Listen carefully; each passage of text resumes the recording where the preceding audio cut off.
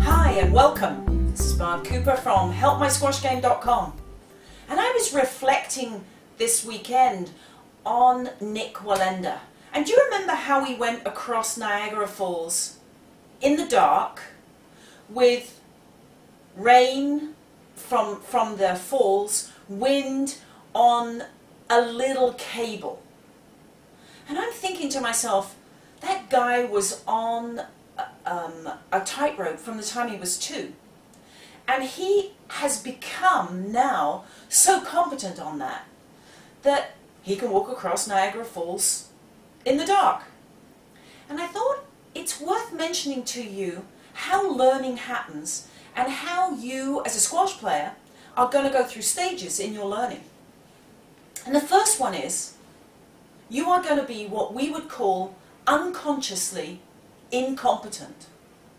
What that actually means is, you don't even know what you don't know.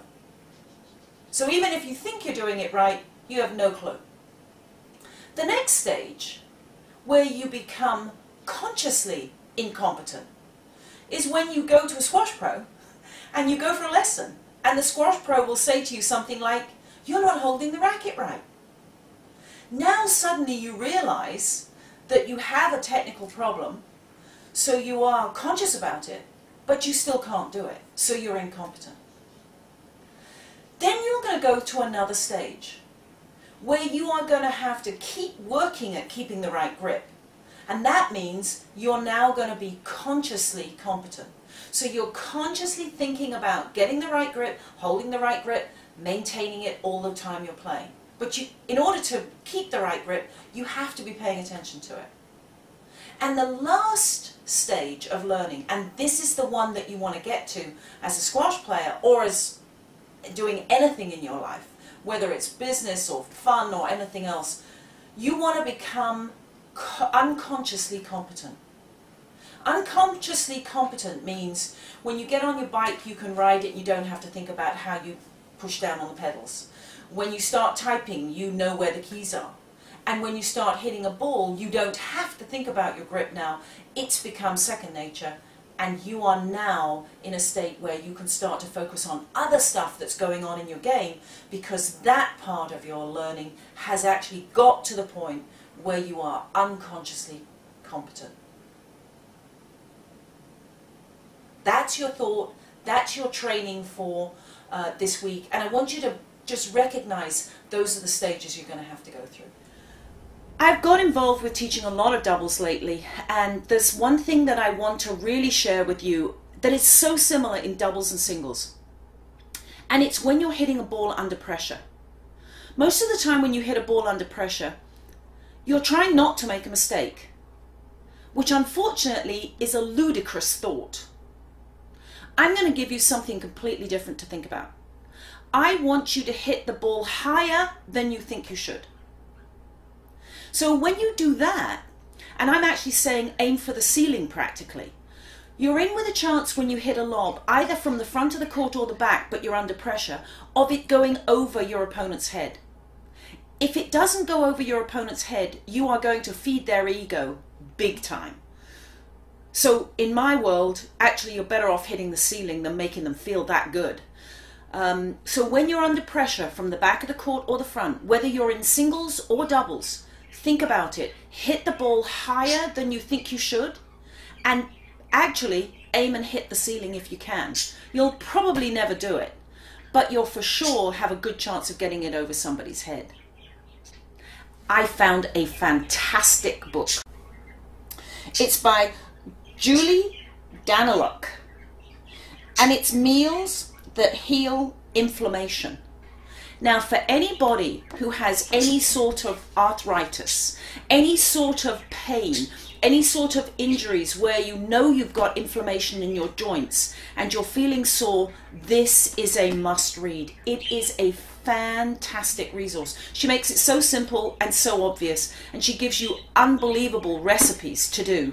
So have a look at that. It's a really, really good book. It's one of the most useful books I've come across in terms of food in the last little while. I hope that helps anybody who's got sore knees. And trust me, I've got sore knees, so I know what it feels like. And now, let's hear from Shelley Callaghan from CAAWS. CAAWS is the association, the Canadian Association for Advancement of Women in Sport. And Shelley and I had spent some time together. So here I am with Shelley Callaghan from CAAWS. Shelley, what a great weekend, and what have you been up to? Well, Barb, what a weekend it has been, because we've been 2 days talking about nothing but getting women active, women of all ages, and we've been really, really excited that the Women 55 to 70 project that you and I have been a part of for quite some time is really starting to take off. And today we were working with women that are trying to get 9 to 18-year-old girls active. And so we really were talking about how it's going to be intergenerational and how women can really lead the way. And one thing that's been really exciting is the court ball initiatives that you've been doing, because women in this age group say, I don't want to mall walk. I don't want to do aquafit. I was sporty. I want to do sport. And unfortunately, society doesn't really see them that way. And so getting them involved in sport, like what you're doing, and even modifying it, because you know what? People have sore knees, and they have, sore arms, and they want to still participate. But sometimes it needs to be adapted and modified. So, I'm just really excited. Coming out of this weekend, I think there's going to be a lot of great programs going, and I'm going to be keeping my eye on what you and Sue are doing with court ball, because I think this is going to be just an amazing movement. Thank you. I mean, we are excited too. I have to tell you, you are an inspiration to us. So we feel very responsible to make sure that this thing goes. But just explain what CAAWS, C-A-A-W-S, right. What does that actually stand for? So CAAWS is the Canadian Association for the Advancement of Women and Sport and Physical Activity. It's an organization that's been around for about 30 years.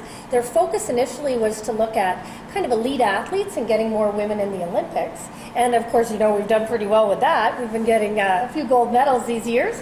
But now our focus as well, we're still doing that, but we're also looking at getting the average woman really active, and girls, and looking at those vulnerable populations. So the young ones, teenage girls, tend to drop out, and women that are older tend to get ignored.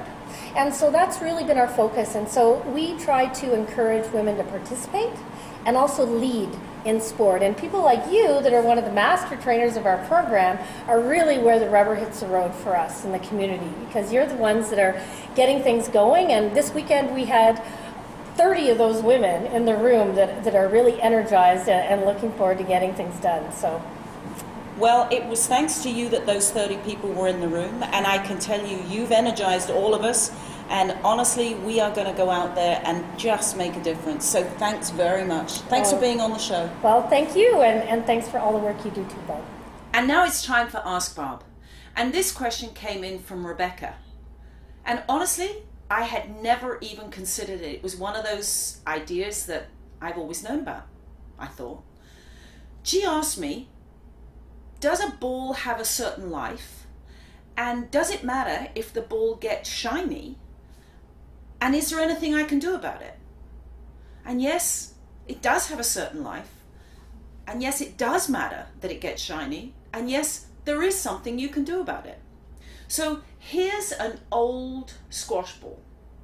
It's got kind of white and shiny. It's picked up all the chemicals off the wall and every other piece of rubbish that's been around.